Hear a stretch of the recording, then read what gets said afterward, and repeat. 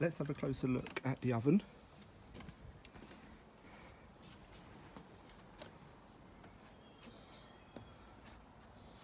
So, got a nice big opening up here. The pot, as I said, it's absolutely huge. It's 75 centimetres from side to side, the diameter, and it's around 70 centimetres tall. So there's a upper pot, which is this one, and then down here is the bottom pot, and then both of those are in the big pot. In between we have installation, and I've put a lid on the installation to stop it from blowing away, and I'll touch on that later as to what it is.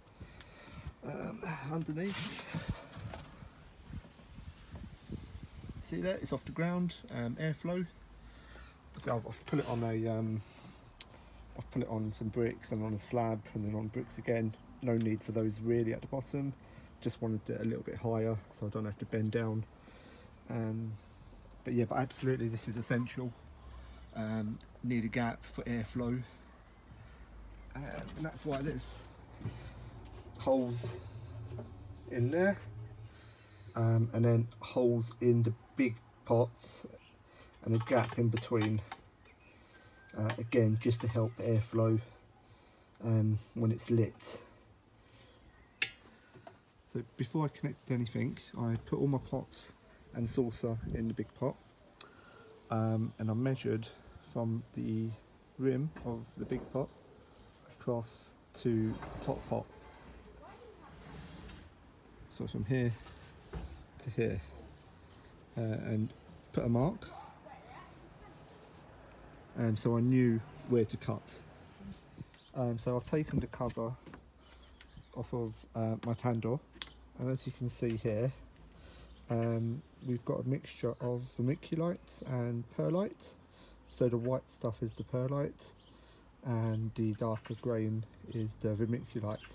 Essentially once that was on, that was it. It was all done.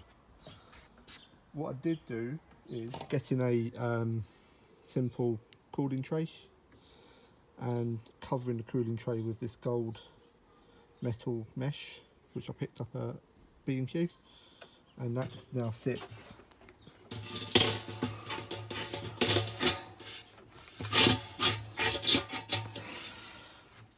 that sits down there. So the coals are off the bottom of the pot. Now, just to protect the bottom pot slightly more, what I ended up doing was cutting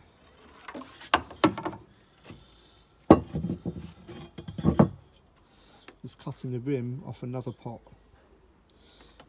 Made sure it fitted. Look at that. There you go, that way. Just about fits.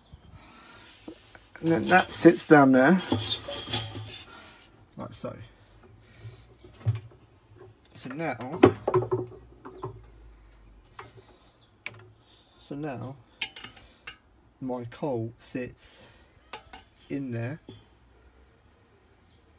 So I just had a bit more protection to my inner pot.